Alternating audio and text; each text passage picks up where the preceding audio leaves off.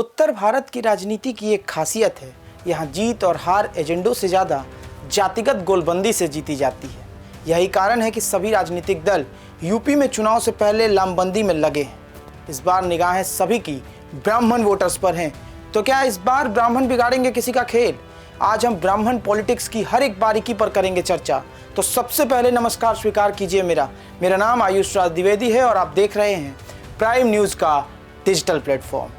सियासत और कुर्सी की जंग में उत्तर भारत की राजनीति हमेशा से जाति के इर्द गिर्द घूमते नजर आएगी।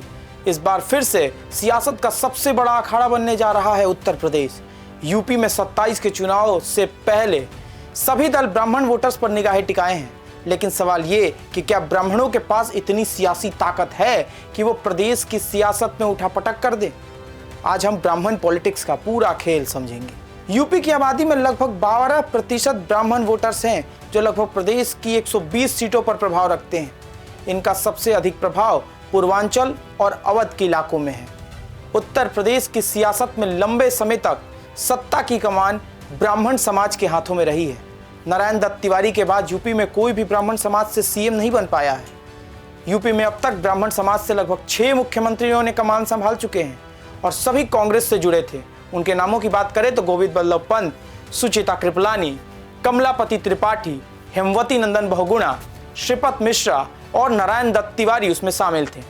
ऐसे में 32 वर्षों से अपने लिए सत्ता की कुर्सी तलाश रहा ये समाज अचानक से सत्ता की कुर्सी के लिए क्यों पिछड़ गया?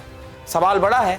सबसे पहले हम आपको बताते हैं 1990 के दौर में पिछड़ों की सियासत और मंडल आयोग की सिफारिश ने पूरे देश में एक नए राजनीतिक अध्याय को जन्म दे दिया था। क्षेत्रीय दलों के बढ़ते प्रभुत्व ने कांग्रेस से उनके मजबूत वोट बैंक को दूर कर दिया।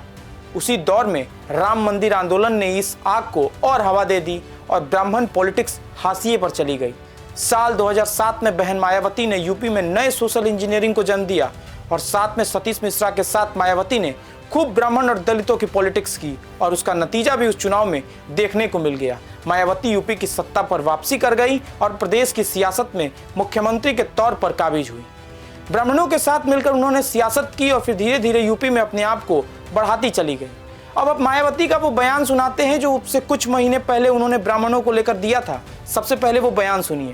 राजधानी लखनऊ में अकेले बीजेपी के ही नहीं बल्कि सपा व कांग्रेस के भी ब्राह्मण समाज के सभी विधायकों तथा सरकार के मंत्री आदि ने भी एक जगह इकट्ठा होकर अपने ब्राह्मण समाज की वर्तमान बीजेपी की सरकार में भी हर स्तर पर हो रही उपेक्षा तथा इन पर आए दिन हो रही जुर्म जाति आदि को भी लेकर काफ़ी चिंता व्यक्त की गई है। ब्राह्मण समाज को भी कांग्रेस, बीजेपी व सपा आदि इन पार्टियों के किसी भी बहकावे में नहीं आना चाहिए।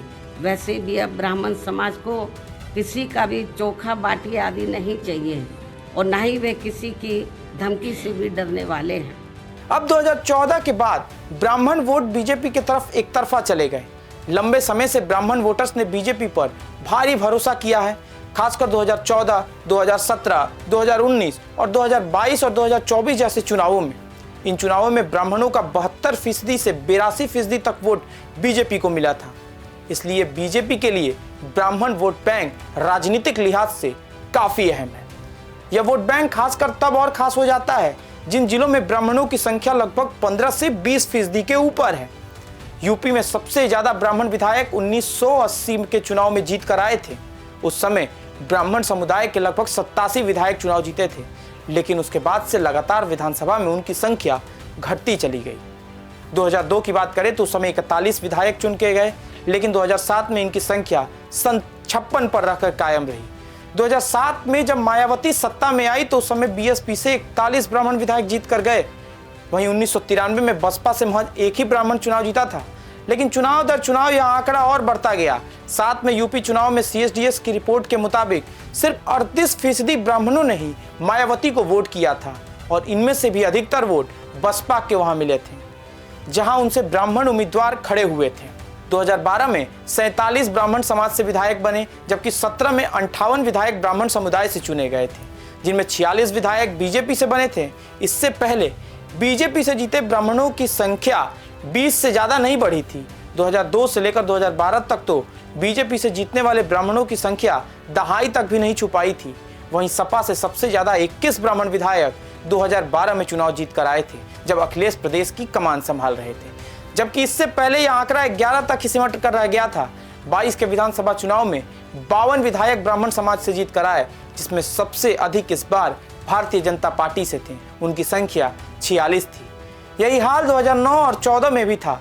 Centre for the story developing society and CSDS ने अपने एक सर्वे में बताया कि पिछले 2 लोकसभा चुनावों में ब्राह्मण किसके साथ नजर आए, ये सवाल था। 2009 के लोकसभा चुनाव में कांग्रेस के पक्ष में 31% ब्राह्मणों ने वोट किया था, जबकि 2014 में उसका एक पक्ष में सिर्फ 11% ही रह गए।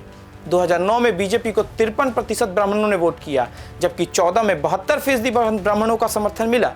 बीएसपी को इस वर्ग का 2009 में 9%, 2014 में 5% ही मात्र वोट मिल पाया था, जबकि समाजवादी पार्टी इसे ब्राह्मण वर्ग को साधने में नाकामयाब हुई थी। उसे 2009 और 14 दोनों लोकसभा चुनावों में मात्र 5% ही वोट हासिल हो पाया था। लेकिन अब बात करते हैं यूपी में आखिर वर्तमान स्थिति में चल क्या रहा है। ब्राह्मणों के अगर जिलाध्यक्षों की सूची को अगर हम खंगालेंगे तो उसमें यूपी में 95 जिलाध्यक्षों में से भारतीय जनता पार्टी में 25 ब्राह्मण जिलाध्यक्ष मौजूदा समय में कमान संभाल रहे हैं। वहीं कांग्रेस में 27 जिलाध्यक्षों की कमान ब्राह्मण जाति के पास है। वहीं बसपा और सपा काफी पीछे नजर आते हैं। अब आइए जानते हैं इस वक्त अचानक से ब्राह्मण पॉलिटिक्स इतना देश में हावी क्यों हो गया। सबसे पहले हाल ही में शंकराचार्य का विवाद खूब उछला। इसी बीच अभी मामला ठंडा था, उसके कुछ दिन पहले ही बीजेपी के ब्राह्मण विधायकों ने एक बैठक बुला ली थी, जिसके बाद चर्चा तेज थी कि क्या इस बार ब्राह्मण विधायक बीजेपी से नाराज चल रहे हैं। ऐसे में इस वक्त जैसे जैसे चुनाव के दिन नजदीक आ रहे हैं, वैसे वैसे प्रदेश की सियासत में तापमान और बढ़ता चला जा रहा है। अब सवाल यह है कि क्या चुनाव से पहले बीजेपी अपने कोर वोटर्स को अपने खेमे में बरकरार रख पाएगी, क्योंकि यह सवाल सिर्फ ब्राह्मणों को साथ में रखने का नहीं, बल्कि यूपी की सियासत में उस 12% वोट बैंक को अपने साथ रखने का है, जिसके बल पर लखनऊ की सियासत की जाती है। तो आज के इस वीडियो में बस इतना ही। आगे तमाम बड़ी खबरों के लिए आप बने रहें प्राइम न्यूज़ के डिजिटल प्लेटफॉर्म के साथ।